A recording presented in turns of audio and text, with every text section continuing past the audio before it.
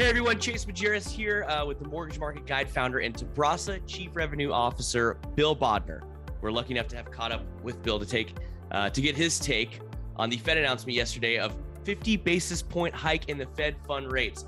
So Bill, thank you so much for joining us. I'm sure you're in high demand right now. Thanks, buddy. It's good to see you. By the way, it's more than just the rate hike. It's also this balance sheet reduction. So yeah, I'm excited to be here. So now that we have got you here, give us your take on what the Fed announcement means for both the macroeconomic environment and more specifically, the housing and mortgage market. Again, from a macroeconomic perspective, one rate hike does nothing, right? This was a well-telegraphed move, and that was part of the Fed's job. I mean, you look at our space over the last few months, the Fed is what they call jawboned, right? Where they've spoken really hawkishly, and we've seen a material backup in rates in our space, right? 800 basis points in mortgage-backed security pricing. So it doesn't affect the economy yet. This is just one hike. And so now we'll have to see what they can actually do, right? And that'll be our challenge as mortgage professionals over the weeks and months ahead, watching the data, listening to the Fed. Next week, we'll have more Fed folks out there again. And that's been part of the problem with rates, Chases, where rates have backed up a lot because of the fear of inflation and the Fed talking tough about it. So now they're finally taking action. I think it was calm yesterday. We got a nice initial reaction yesterday in the bond market. Today, we're having a worse reaction. And so it's going to be volatile. And at some point, I think what you have to watch is the long end of the bond market. The long-term rates are going to tell the Fed what they can and cannot do, like it did in 2018. So it's not all about the Fed rate hikes. The Fed rate hikes affect the short-term stuff, auto loans, things like that. But the long-term rates, it's the economy and inflation. And there's a big fear right now as to how far the Fed can go. And a lot of it has already been priced in. A lot of people out there with what you just said are learning a lot based on your breakdown. Now, to continue to break it down, there's a lot of people who have potential clients and or consumers, I would just say, that don't really understand a lot of the nuance of what you're talking about right now. And in the shortest possible, most simplistic way, how would you explain that to the consumer instead of the housing expert or the mortgage expert? Chase, there are two rates. The Fed is trying to manipulate a short-term overnight rate. It has no effect on mortgages. There's literally two rates. So this rate is designed to stomp down demand. We have an inflation problem. We have a tight labor market. The Fed's job, and you always hear them say it on the news, they want to thread a needle.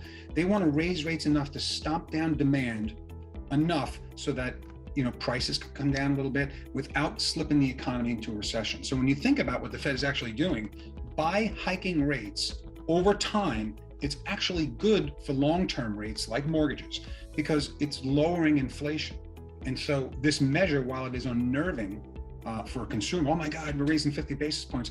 Obviously, it doesn't have a 50 basis point hike to a mortgage rate, but over time, if they keep doing it, what it'll actually do is actually lower mortgage rates, much like it did in 2018. If we look at, when we talk to our subscribers at Mortgage Market Guide and what we tell them to share their clients, we came into 2022 much like 2018.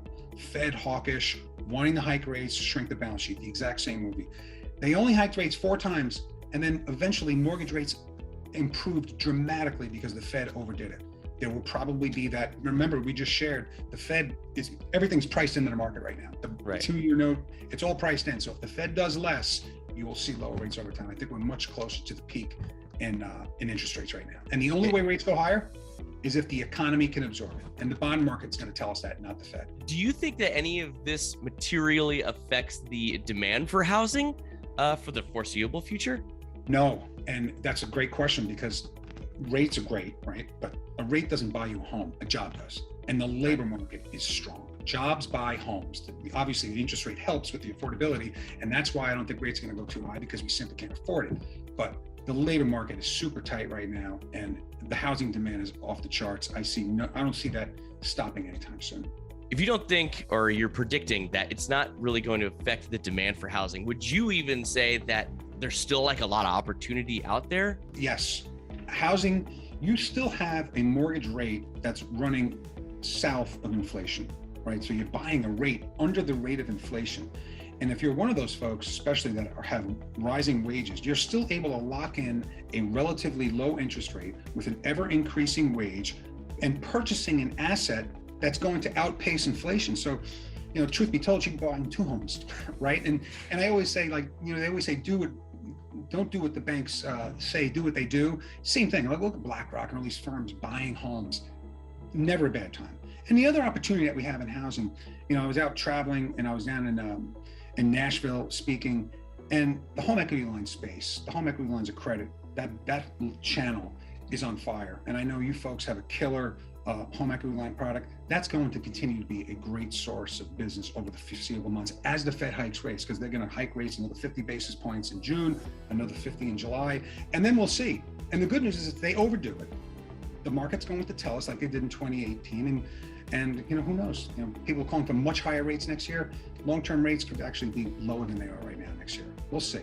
All right. Well, Bill, I really appreciate you being with us this morning. Again, I'm sure a lot of people are you are seriously in high demand right now. So I appreciate the little one-on-one and the opportunity to not only talk with me, but to let everybody else know your insight, which is extremely valuable. So again, thank you. I think the last time that we talked, you were featured on This Week Today.